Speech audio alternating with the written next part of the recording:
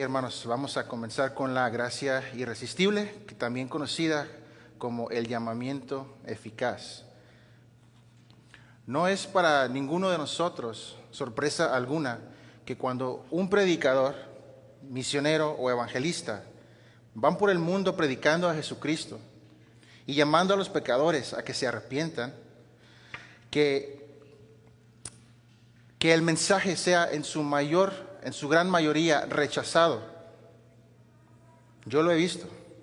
Estoy seguro que muchos de ustedes también lo han visto. De hecho, el rechazo del evangelio es algo esperado, es algo que se espera. Que la gran mayoría de las personas van a aborrecer el mensaje, reírse de él o ignorarlo por completo, porque sus corazones necios se cierran o tienen mejores cosas que hacer.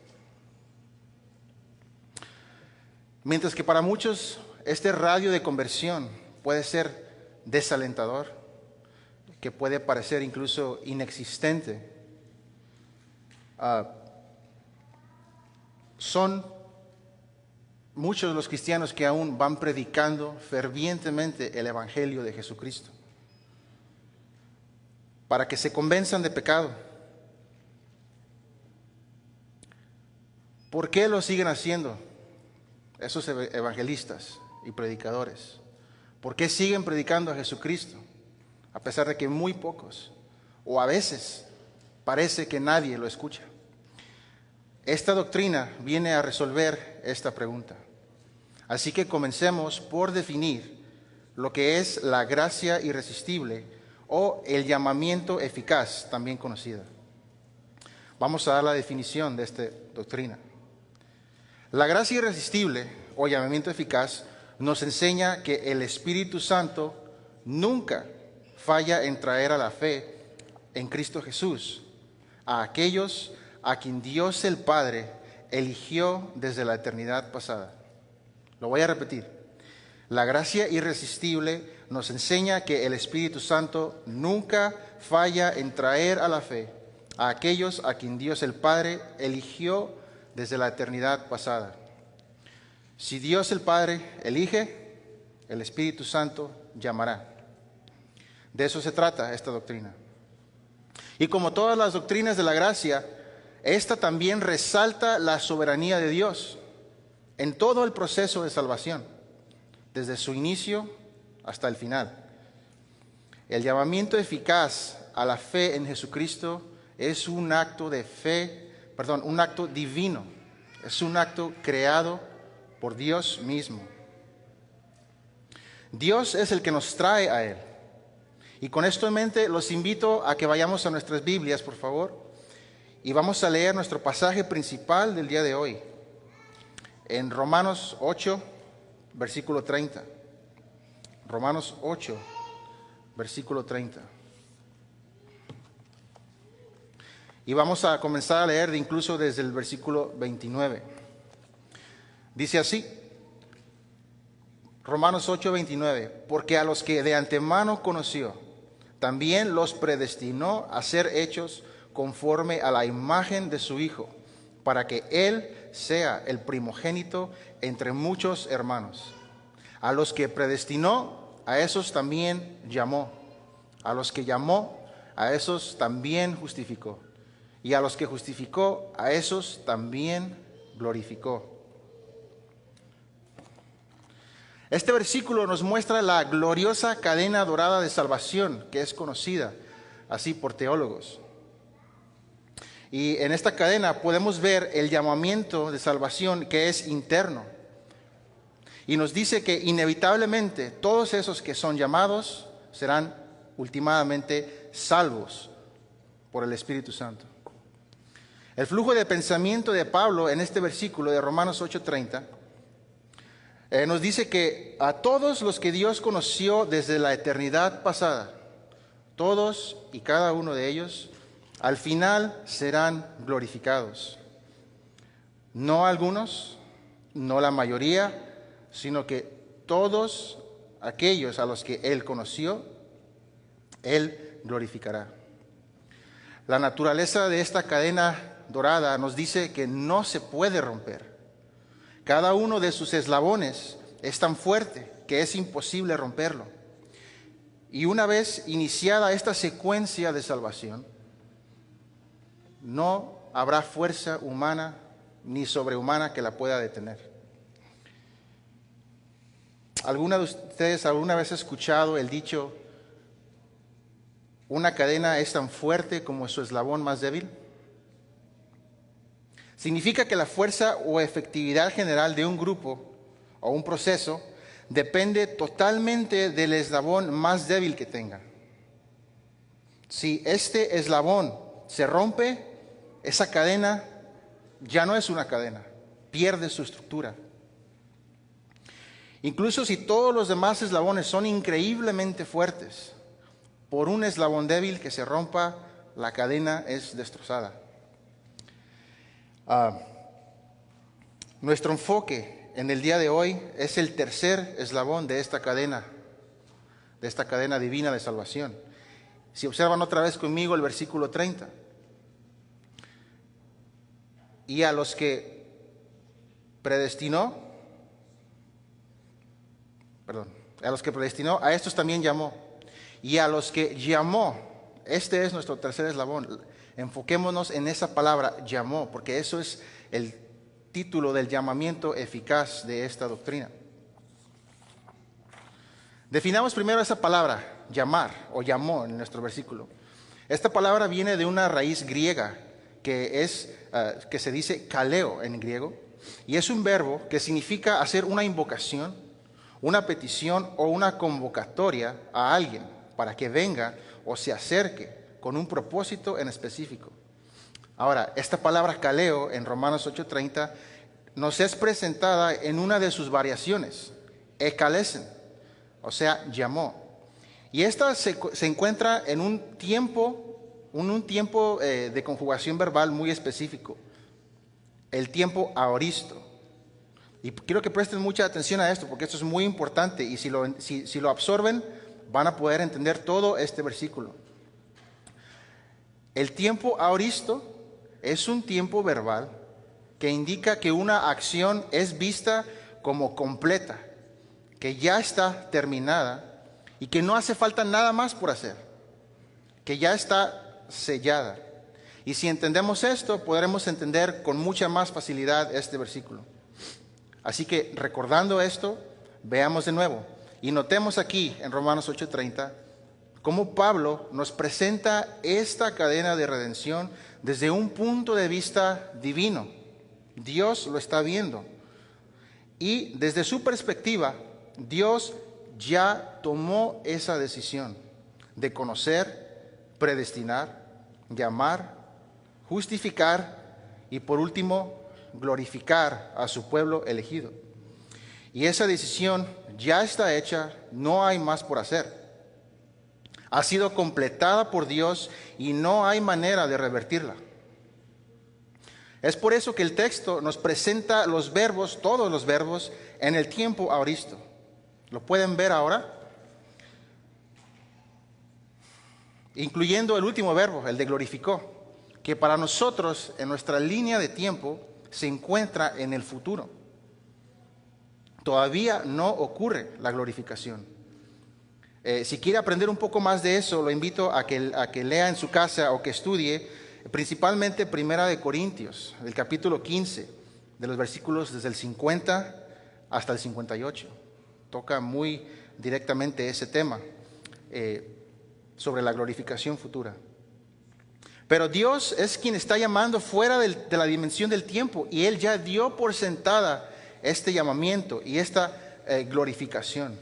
Romanos 8:23, un poco antes de nuestro versículo, nos dice que aguardamos ansiosos la redención de nuestros cuerpos. Piense ahora, habiendo definido este verbo de llamar, piense ahora cuando un papá llama a su hijo para que venga a decirle algo, o cuando en una ceremonia de graduación el alumno graduado es llamado para que pase y recoja su título. O cuando está en una sala de espera en un hospital esperando a algún ser querido, que le den noticias, que salga el doctor y lo llame usted por su nombre para que venga y le dé las noticias sobre su pariente.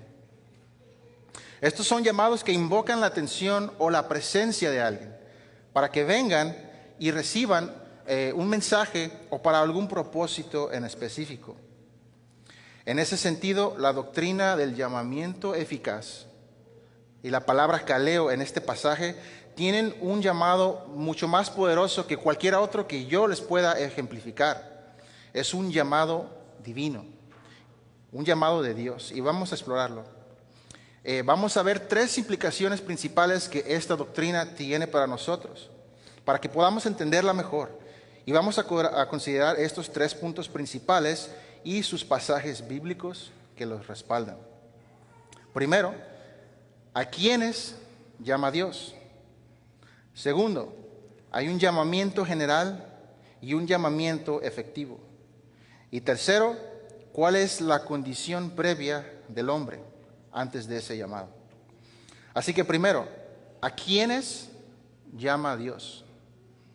Como ya vimos hace unas semanas en la doctrina de la elección, Dios tiene a sus elegidos, tiene a su pueblo. Y ese pueblo es una minoría en este mundo. El mismo pueblo que Dios conoció de antemano en esta cadena dorada de salvación de Romanos 8:30. Y aquí vemos cómo el Espíritu Santo trae solamente a aquellos a quien el Padre eligió de antemano. Si pueden leer conmigo Hechos 13, capítulo 13, versículo 48. Esto es Pablo predicando en Antioquía. Y cuando Pablo predica, dice nuestro texto, los gentiles, habiendo escuchado esto, se regocijaban y glorificaban la palabra del Señor y creyeron, ojo aquí, todos los que estaban ordenados para vida eterna. Déjenme decirlo de la siguiente manera.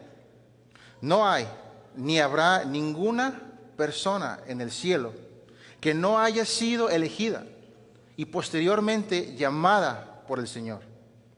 No habrá ningún colado, como dicen por ahí, en el cielo. De la misma manera, nunca ha habido y nunca habrá en el infierno ni una sola alma que haya sido elegida o llamada por Dios y que en lugar de traerla consigo a su reino, haya caído en las llamas del infierno por algún error de logística divina.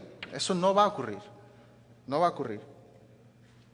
En Juan 6:37 podemos leer: todo lo que el Padre me da, vendrá a mí, y el que a mí viene, no le echo fuera. Y hay más textos que nos apuntan a este llamado soberano del Padre, como responsable de traernos a Jesucristo. Observen también conmigo Juan, el mismo libro Juan, capítulo 6, versículo 44. Ninguno puede venir a mí si el Padre que me envió no le trajere, y yo le resucitaré en el día postrero. Juan 6:65 también nos dice aquí la palabra de Dios. Y dijo: por eso os he dicho que ninguno puede venir a mí si no le fuere dado del Padre. En otras palabras, nadie puede entrar al cielo si Dios, el Padre, no lo invita y Él le abre la puerta. ¿Y cuál es esa puerta? Cristo Jesús es esa puerta. Segundo, vamos a ver que hay un llamamiento general o un llamamiento externo, y también hay un llamamiento efectivo o es un llamamiento interno. A la hora de escuchar el evangelio predicado, ¿por qué es que unos responden positivamente? De hecho, son pocos los que responden positivamente. Y ellos creen, pero otros, que son la gran mayoría, no responden a este mensaje del evangelio. ¿Por qué? Después de todo, la palabra de Dios es viva y eficaz y más cortante que una espada de 2 filos, y penetra hasta partir el alma y el espíritu y las coyunturas y los tuétanos, nos dice Hebreo 4:12. ¿O qué tal Jeremías 23:29, cuando nos dice: no es mi palabra como fuego, dice Jehová, y como martillo que quebranta la piedra? También en Romanos 1:16 podemos encontrar: porque no me avergüenzo del evangelio, porque es poder de Dios para salvación a todo aquel que cree. Entonces, para responder a esta importante pregunta de por qué unos creen y otros no, debemos entender que existen dos tipos de llamados a la hora de que el Evangelio es predicado. Y notar estas diferencias entre estos dos llamados nos va a pintar una imagen más clara de cómo es que funciona esta doctrina. Así que primero veamos el llamamiento general. Este es un llamamiento externo. Esta es la invitación general que es hecha a través del Evangelio a todas las personas, a todos los oyentes, a la hora de predicar, incluso a aquellos que no van a aceptar el mensaje del Evangelio. Piense en los predicadores que andan y que van por las calles, o en eventos donde hay muchas personas, quizá partidos de fútbol, conciertos. Yo lo he visto, como antes de entrar hay predicadores callejeros que están predicando el Evangelio. Piense en que estos predicadores también pueden predicar en privado. Quizá a alguno de ustedes, alguien le predicó el Evangelio por privado, uno a uno, antes de ser convertidos a Jesucristo. Lo hacen también desde el púlpito, en las iglesias. El Evangelio es proclamado en voz alta para que todos los que están oyendo puedan recibir ese mensaje del Evangelio. Esto es un llamado general y es muchas veces rechazado o resistido. Vamos a llegar a eso más adelante. Incluso puede ser rechazado por aquellos elegidos de Dios, a quienes aún no les ha llegado su hora. ¿Cuántos creyentes ahora no hubieron rechazado el Evangelio muchas veces antes de que finalmente Dios les alcanzó el corazón? Yo sería el primero en levantar la mano. Lo rechacé durante muchos años. Y estoy seguro de que para muchos creyentes la fe en Jesucristo no se les dio a la primera. Segundo, vamos a ver el llamamiento interno o el llamamiento eficaz, de donde saca esta doctrina su otro nombre, llamamiento eficaz. Este llamamiento interno o eficaz, en contraste con el llamado externo y general del Evangelio a todo creyente, es un llamamiento personal, interno, y este llamamiento siempre es efectivo. Siempre va a traer a la fe al oyente. Jesús dijo en Mateo 22, 14, porque muchos son los llamados, pero son pocos los escogidos. Y la interpretación más sencilla y directa de este mensaje, y si me permite decirlo como a manera de un parafraseo, es porque muchos son los que reciben ese llamado externo, pero son pocos los que realmente reciben el irresistible llamado interno del Señor. En esta declaración, Jesús distingue entre el llamado general que todos reciben al escuchar el Evangelio y el llamamiento eficaz, el llamado que es a lo más profundo del corazón humano, que conduce a la salvación. Si pueden ver conmigo Juan, el Evangelio de Juan, capítulo 10 y versículo 27, él dijo lo siguiente: mis ovejas oyen mi voz. ¿Quiénes oyen su voz? Mis ovejas oyen mi voz, y yo las conozco y me siguen. Quiero aclarar, habiendo dicho esto, que no por esto debemos de minimizar la importancia de predicar el Evangelio con un llamamiento general, ya que este es el método por el cual Dios ha establecido para atraer a las personas a el llamamiento interno o eficaz. Sin él, nadie podría responder, nadie podría ser salvo si no predicamos el Evangelio. Si pueden ver conmigo Romanos 10 ahora, Romanos 10, versículo 14. Dios nos dice en su palabra: ¿cómo pues invocarán a aquel en quien no ha creído? ¿Y cómo creerán en aquel de quien no han oído? ¿Y cómo oirán sin haber quien les predique? Entonces debemos de predicar. ¿Y qué debemos predicar? Vean conmigo 1 Corintios, capítulo 1, versículos 23 y 24. Pero nosotros predicamos a Cristo crucificado, para los judíos ciertamente tropezadero, y para los gentiles locura. Noten aquí está el llamado externo en este pasaje. Lo leeré de nuevo. Pero nosotros predicamos a Cristo crucificado, para los judíos ciertamente tropezadero, y para los gentiles locura. Este es el llamamiento externo.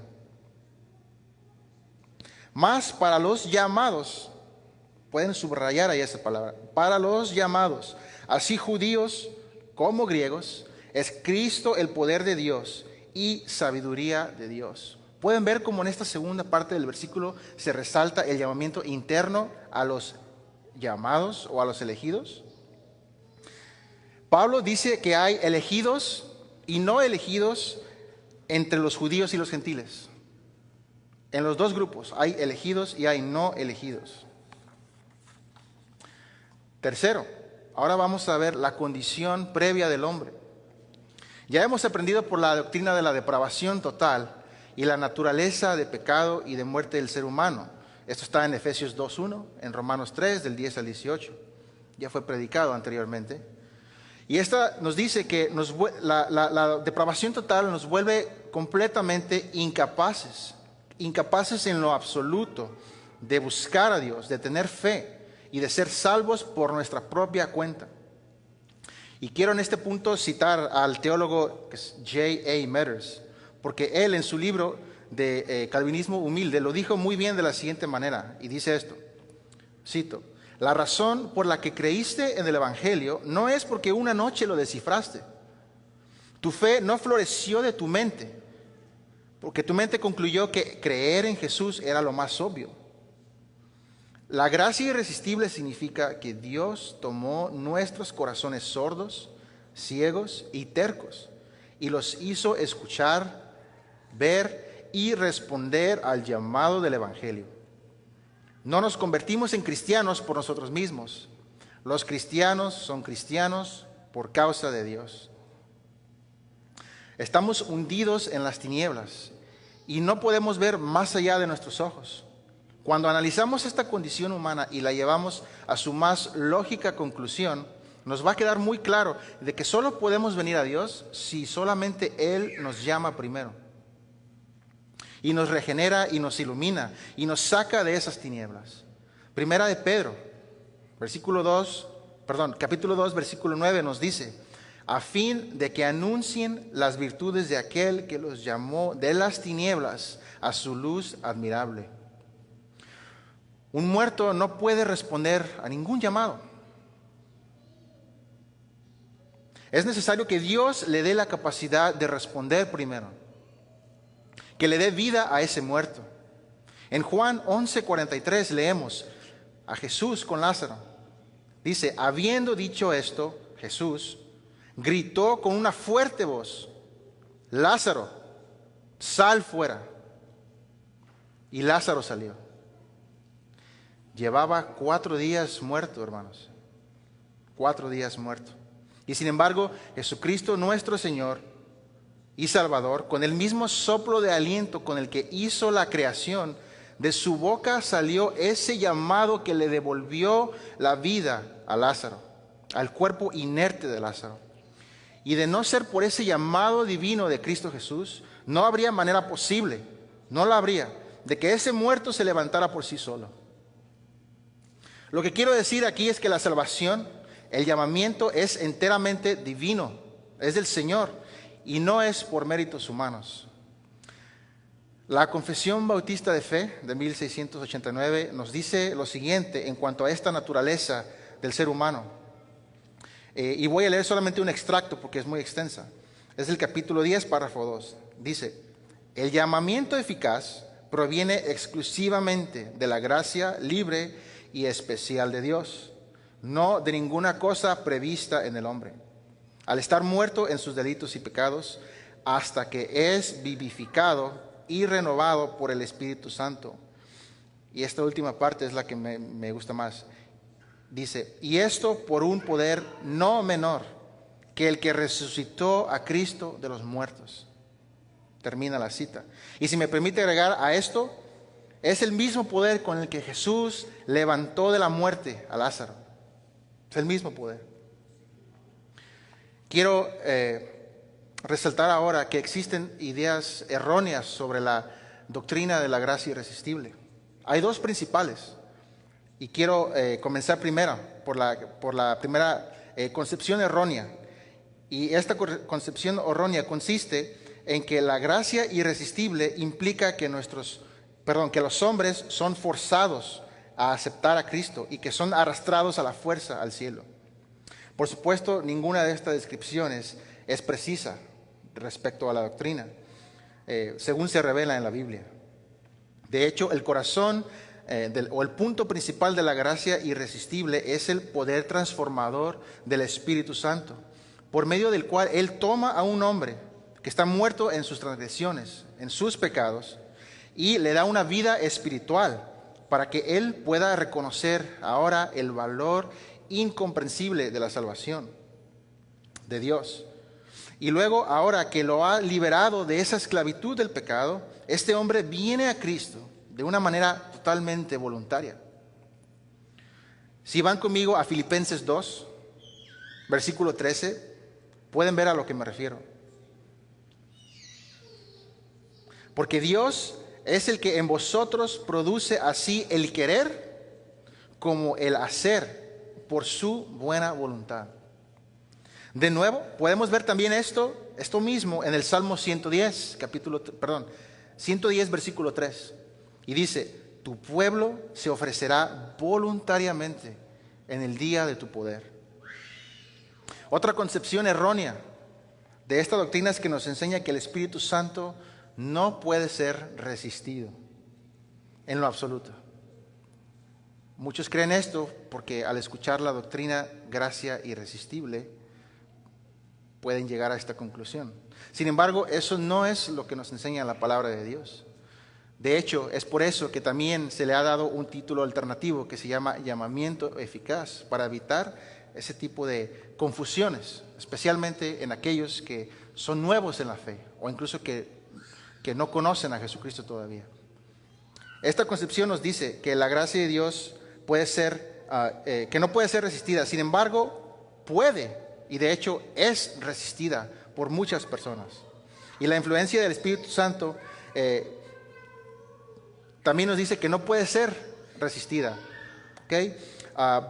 Si podemos recordar, cuando Esteban fue arrestado y llevado ante el Sanedrín, tras ser acusado falsamente de blasfemia, en su defensa Esteban comienza a recitarles la historia de Israel, los padres de la fe y los profetas. Y mostraba Esteban cómo el pueblo había rechazado constantemente a los mensajeros de Dios. Y los estaba reprendiendo porque ellos, los del Sanedrín, estaban haciendo lo mismo con Jesús. Para poco después de esto, lo iban a martirizar de todos modos, a pesar de su defensa.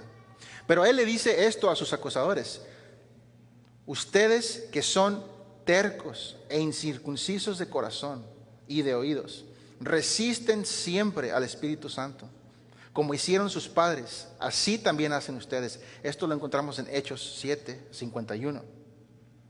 Y Jesús hace eco de esta misma acusación en Mateo 23, versículo 37. Y él nos dice: Jerusalén, Jerusalén, la que mata a los profetas y apedrea a los que son enviados a ella. ¿Cuántas veces quise juntar a tus hijos, como la gallina junta a sus pollitos, debajo de sus alas, y no quisiste? Sin embargo, lo que esta doctrina reconoce correctamente es que el Espíritu Santo puede superar toda resistencia y que Él atraerá a sus elegidos con una gracia que últimamente será irresistible en el momento en el que Dios lo designe. Es por eso que un poco atrás les dije que la gracia irresistible sí puede ser resistida incluso por los elegidos, porque es cuando el tiempo de Dios sea designado. Y este Espíritu les hace querer acercarse a Dios y les ayuda a comprender el Evangelio para que ahora puedan creer en Él. Después de haberles dicho todo esto, quiero pintarles una ilustración final. Imaginen un río poderoso, un río grande. Tenemos uno aquí cerca, el río Columbia, que va bajando de la montaña con una fuerza imparable desde su fuente en las montañas allá arriba, donde nace. Va avanzando irresistiblemente para desembocar en el mar. Ninguna presa, ninguna barrera puede detener este río. Romperá con todo a su paso, remodelando la tierra y llevando consigo todo lo que encuentra. Pero a diferencia de aquellos que son arrastrados por este río en contra de su voluntad y que pueden terminar ahogándose, la gracia de Dios obra de una manera diferente en el corazón del creyente. Él, cuando nos llama, no nos obliga pateando y gritando en contra de nuestros deseos, sino que Él hace algo mucho más grande. Por el poder de su Espíritu, Él cambia el paisaje mismo de nuestros corazones. Y así como las aguas de este río suavizan el suelo seco y estéril, provocan que la vida florezca de nuevo. Si han visto, donde hay un río, hay verde, hay vida alrededor de ese río. Él hace que florezca vida nueva en nosotros y transforma nuestros corazones tercos y endurecidos por el pecado en corazones que voluntariamente y ahora gozosamente vienen hacia Él. La gracia que antes resistíamos, ahora la abrazamos libre y alegremente. No porque seamos arrastrados, sino porque Él nos ha hecho nuevos para que deseemos a Dios por encima de todo.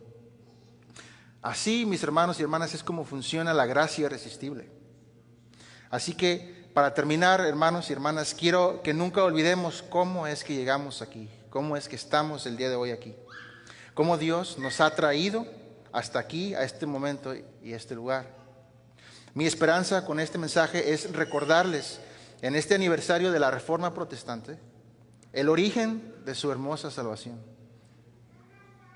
Que por la grandiosa gracia amorosa de nuestro Señor nos ha dado puerta libre a su reino. Que sepan y tengan total seguridad de que aquel que nos conoció de antemano desde la eternidad pasada, Él nos salvará, o nos salvó, y nos glorificará. Es una certeza. No podemos dudar de eso. Su palabra lo dice. Hay un hermoso himno que escuché recientemente y que me trajo a las lágrimas, y también lo hizo con mi esposa. Y este himno dice: no temo ahora la condenación, vestido en su justicia estoy, y voy libre al trono celestial. No hay garantía más buena que esa, mis hermanos. Dios, que nos llamó desde la eternidad, nos va a glorificar. Y la única respuesta apropiada que podemos dar a este llamamiento de Dios es escucharle de nuevo con este corazón que Él nos ha dado. Y seguir escuchando a nuestro Dios y vivir conforme a su palabra, obedecer sus mandamientos y exaltar a su santo Hijo Jesucristo, quien resucitó de entre los muertos y nos ha dado vida nueva, vida eterna a todos nosotros. Estén preparados para cuando Él vuelva por los suyos y que Él traiga juicio a este mundo caído. Y a los presentes aquí que no han aceptado aún el Evangelio, mi oración por ustedes es que el Señor les abra el corazón, que les llame hoy mismo y que les saque de las tinieblas y que los traiga de vuelta, que los traiga a su luz admirable.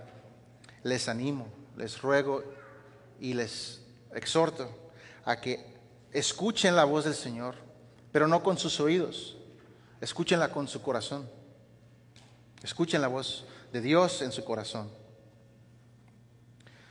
Yo no sé quiénes de ustedes, de los que no creen todavía, yo no sé quiénes de ustedes son sus elegidos, pero el Señor sí lo sabe. Y Él me ordena o me comanda a mí predicarles el día de hoy y llamarles al arrepentimiento. Él le ordena al pastor David que haga lo mismo, y a cualquier persona que se pare en este púlpito nos ordena que prediquemos el Evangelio. Recuerden, este es el método que Dios ha establecido. Para terminar, quiero citar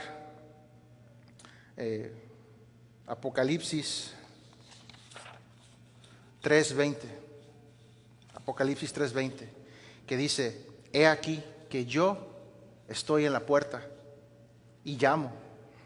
Está tocando la puerta. He aquí que yo estoy a la puerta y llamo, y si alguno oyere mi voz y abre la puerta, yo entraré a él y cenaré con él, y él cenará conmigo.